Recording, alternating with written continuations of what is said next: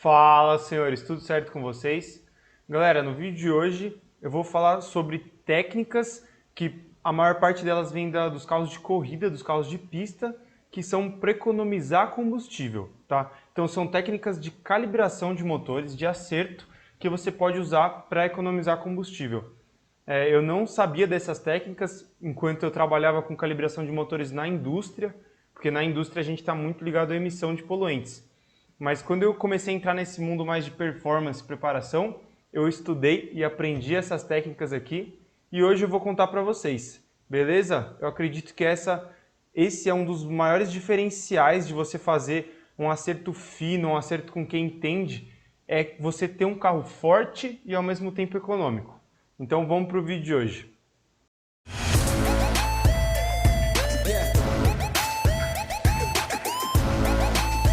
Ó, se você é novo aqui no canal, não me conhece ainda, eu sou Gustavo Gomes, sou engenheiro mecânico, trabalho com calibração de motores e cada vez mais estou indo para o ramo da performance. E se você gostar do vídeo de hoje, dá uma olhada que aqui no canal eu criei uma playlist sobre calibração de motores. Então tem outros vídeos lá que são do mesmo ar do que esse daqui. É eu sentado nesse lugar aqui na minha casa explicando para vocês como calibrar e como funciona a calibração, beleza? Então vamos para o vídeo de hoje. Então galera, uma coisa que muitos dos meus clientes me perguntam é o seguinte: eu vou ter esse carro, eu quero andar com ele todo dia, então você faz para mim dois mapas, Gustavo. Você faz um mapa econômico e um mapa forte. E aí eu falo que não precisa, que dá para ter tudo isso no mesmo mapa. E galera, isso principalmente porque quando você está andando de boa, você está em uma região do mapa 3D, né? E quando você está andando forte, você está em outra região. Uma galera já me pediu, eu vou fazer esse vídeo também explicando sobre as regiões do mapa 3D. Então se inscreve aí para não perder esse vídeo. Mas dá para ter sim um carro forte e econômico no mesmo mapa, sem ter que trocar de mapa. Justamente por ser regiões diferentes, igual eu falei para vocês. Uma coisa que vocês têm que entender é que para ter um carro econômico não é só o acerto. O acerto não faz milagre. Então, isso começa, o motor por inteiro tem que ser eficiente. Um carro econômico é aquele carro que te entrega torque, que o carro anda, sai do lugar e gastando pouco combustível, né? Não adianta o carro não gastar nada de combustível e ser muito fraco e você não conseguir andar. Então, tem um meio termo aí. Esse é o conceito de mínimo consumo específico. Eu vou explicar para vocês, essa é a técnica que vem lá das corridas, das pistas, que eu gosto de utilizar e vou ensinar hoje para vocês. Galera, antes da gente ir para a calibração, de fato, eu vou falar para vocês algumas coisas muito importantes. Vou listar aqui, ó, mapa de pedal, bicos, pressão de combustível, a posição dos bicos, a pressurização e o escape, tá? E também a taxa de compressão. Então são aqui 5 itens que são muito importantes para o seu carro ser econômico. Não basta só o acerto. Primeiro, os bicos, galera. Isso eu aprendi fazendo o Civic SI, tá? Muitos bicos que o pessoal troca e coloca bico de performance são bicos que o leque do injetor e o spray, eles são muito ruins. Então nunca você vai ter um carro econômico se o seu bico tem um leque ruim. Se você tem aquele bico que furou com a furadeira, ou se é bico que abriu, cara, não vai ficar econômico o seu carro, você pode fazer o que você quiser. Se o leque é ruim, você vai ter que jogar mais combustível para você conseguir ter a mesma queima do que se você tivesse um leque bom, que misturasse de forma homogênea o ar e o combustível.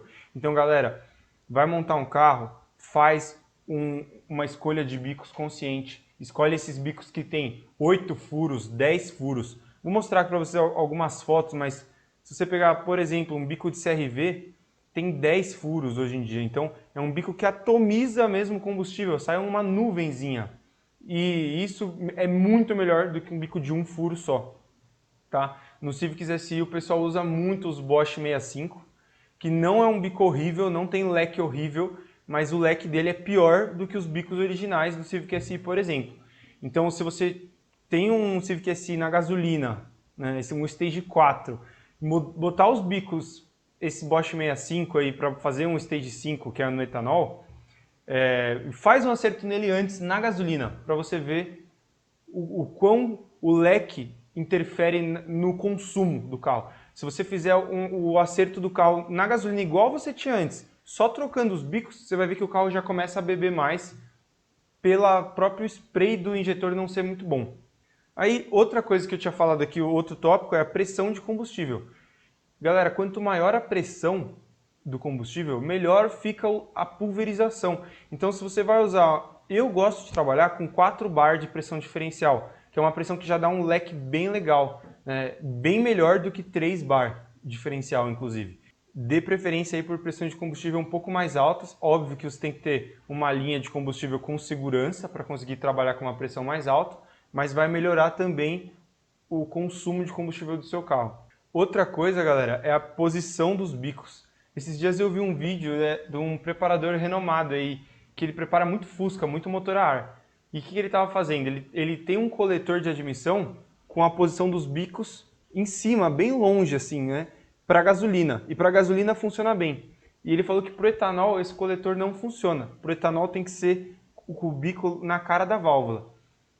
Na verdade, para os dois combustíveis, né, o injetor ali numa posição boa na cara da válvula vai ser melhor. É que como gasolina vaporiza fácil, você não tem esse problema tão grande. Agora, com o etanol, tem que ter a posição exata do injetor mirando na válvula. Então, se você tem um motor 4 cilindros, 16 válvulas, o certo é que você tem um injetor que sai aquele jato duplo. Esse Bosch 65 que eu falei para vocês sai um jato único. Então, no Civic SI, que é 16 válvulas, ele dá bem no meio das duas válvulas. Ele não acerta legal as duas válvulas ali, entendeu? Mapa de pedal. Galera, muita gente fala assim, eu quero um mapa de pedal com o carro aceso, com o carro esperto, com o carro pronto, porque... Galera, eu já falei isso em um outro vídeo, tem um vídeo só sobre mapa de pedal. Clica aqui e dá uma olhada depois. O mapa de pedal ele interfere muito no consumo. Por quê? O que você precisa no mapa de pedal? Primeiro, você precisa de um carro linear com uma dirigibilidade boa. Você não precisa de um carro que relou o pé, pula, o carro pula, muito esperto, muito aceso. Isso daí só vai piorar demais o seu consumo, vai fazer com que o desgaste das peças ocorra mais rapidamente. Nesse outro vídeo sobre mapa de pedal, eu desmistifiquei aí. Muita gente fala que tem um delay do pedal, delay da borboleta, e não é. A borboleta eletrônica, você pisou no pedal, em milissegundos a resposta, então você nem percebe a resposta. Então esse delay não é um delay, é um mapa suavizado justamente para que a borboleta vá abrindo aos poucos. Então se você tiver um mapa de pedal muito agressivo, isso vai sim piorar o consumo do seu carro. E aí tem mais o outro tópico aqui, que é a eficiência do motor, que eu te falo para vocês sobre a pressurização, o tamanho da borboleta ou o escape. Galera, qualquer restrição que você tenha no seu escapamento, que seja aquelas dobras mal feitas, solda mal feita, a curva esganada, assim, ou a sua pressurização também com as mesmas curvas mal feitas, um intercooler ruim, a galera bota um intercooler grande lá e vai ver a colmeia é péssima. Você coloca 2 bar de pressão desse lado do intercooler, do outro sai 1 bar. Ele tem uma perda violenta de fluxo dentro do intercooler. Então, galera, qualquer coisa que atrapalhe o bombeamento dos gases, seja para dentro do motor ou seja para fora, vai piorar o consumo do seu carro e também a potência, porque você vai estar gastando energia do combustível só para esse trabalho de bombeamento, de puxar os gases para dentro e expulsar os gases para fora. Então, sim, se você fizer um intake legal, usar um filtro legal, uma pressurização legal e um escape legal, o seu carro fica mais econômico do que com o escape que ele tinha antes, com o escape ruim. Por isso que muitos carros aí, turbo de fábrica, quando o pessoal tira o catalisador e coloca um filtro de ar mais livre, o carro fica mais econômico do que o original, justamente porque você elimina esse trabalho de bombeamento dos gases para dentro e para fora do motor. Por último, a taxa de compressão.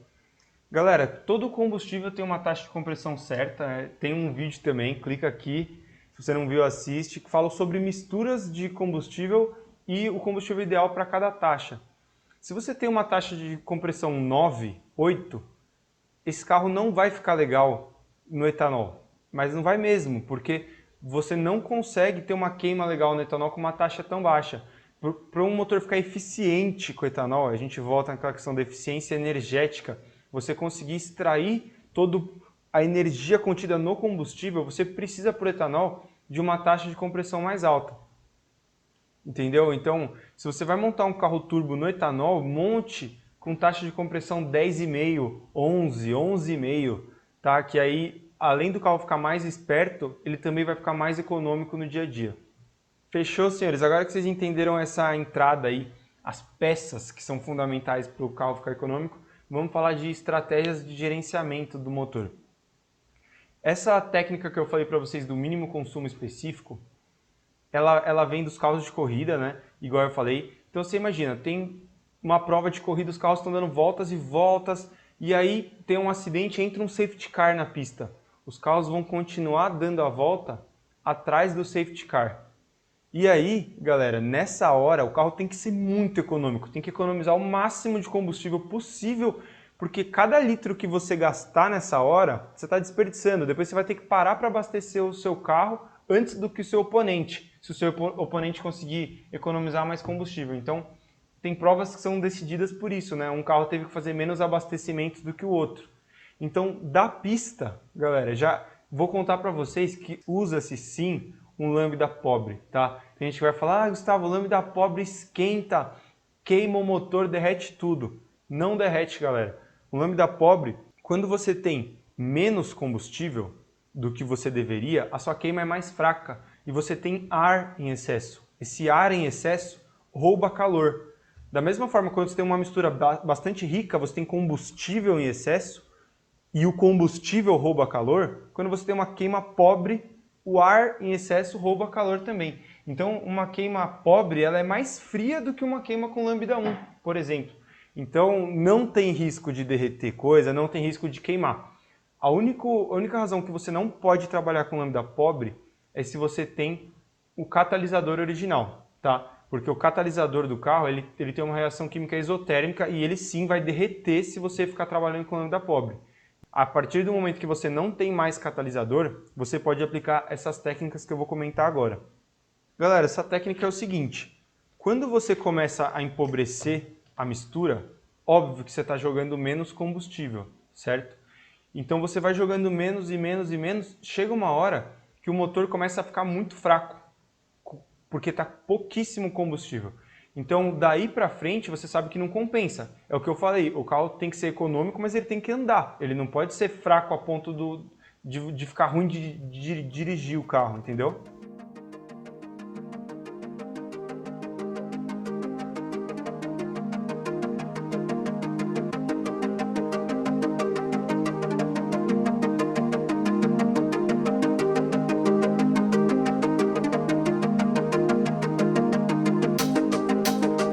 Ele não pode ser fraco a ponto de não se deslocar. O carro tem que ter força e ser econômico.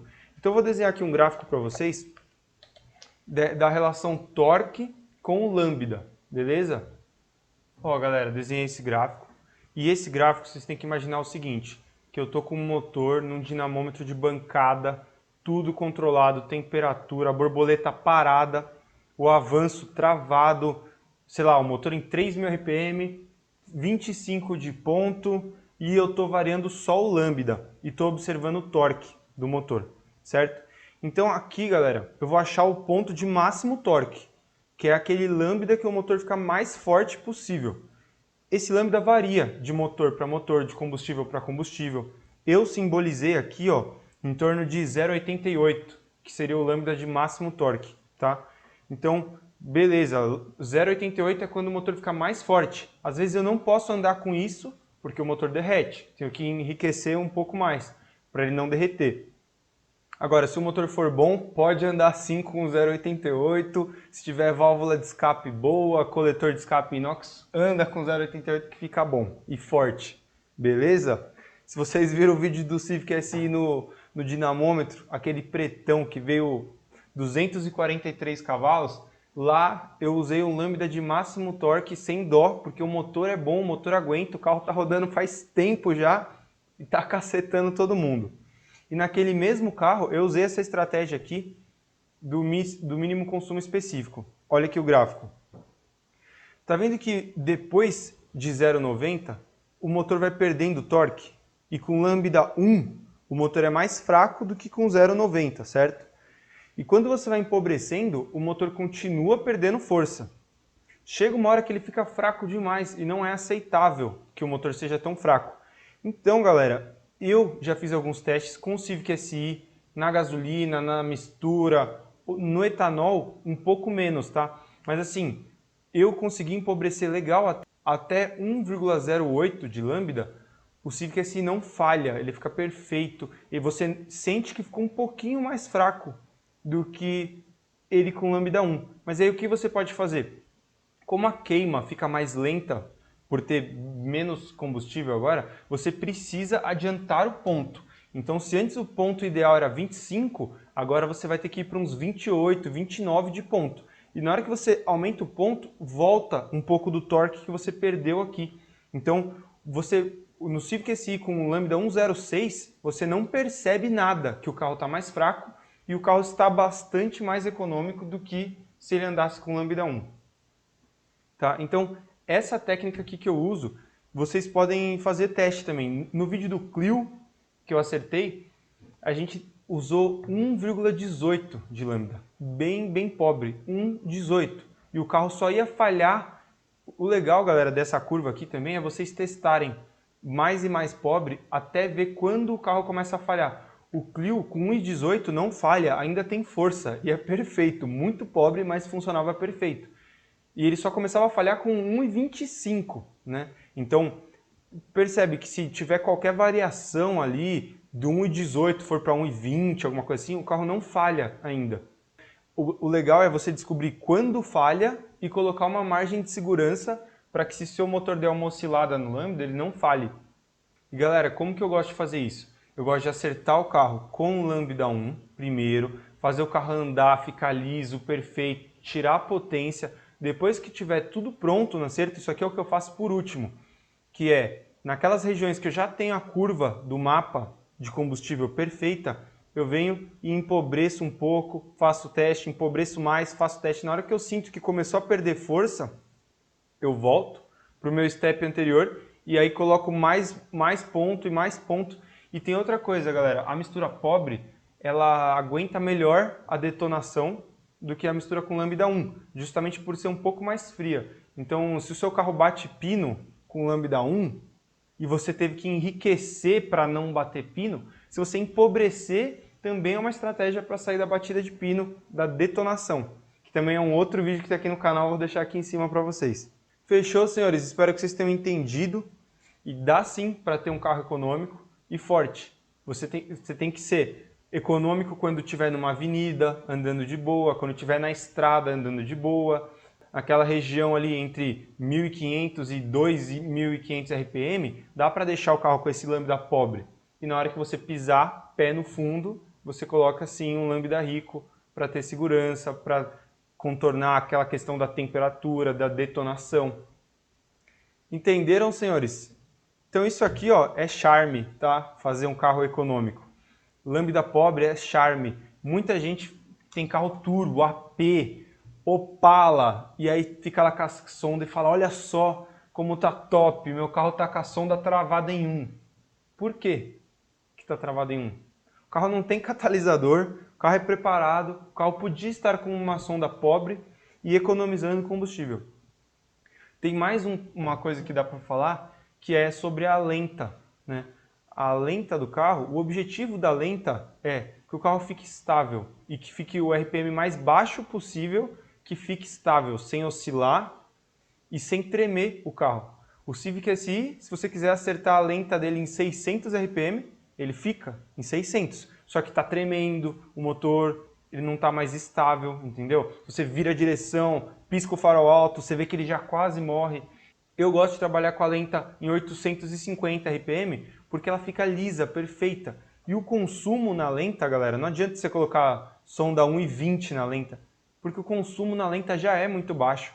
O carro, se ficar 1 hora parado na lenta, consome 6 litros, 8 litros, tá? Então, na lenta você não vai ter um ganho muito grande de consumo, não vai ter uma economia mexendo na lenta. Mas sim, você tem que mexer também na lenta, mas focar naquelas regiões que eu te falei, quando o carro está andando numa avenida ou andando na estrada. Beleza? Assim você vai fazer com que o seu carro tenha uma autonomia bem maior, possa viajar sem ficar se preocupando em encher o tanque toda hora, certo? Só vai te trazer coisas boas. Qualquer dúvida pode deixar aí nos comentários, eu vou responder para vocês. Se você curtiu esse vídeo, clica aqui, se inscreve no canal, deixa um like e vou deixar aqui para vocês aquela playlist sobre calibração de motores. Se você gostou desse vídeo, provavelmente você vai gostar de outros vídeos lá também. Fechou? Até a próxima!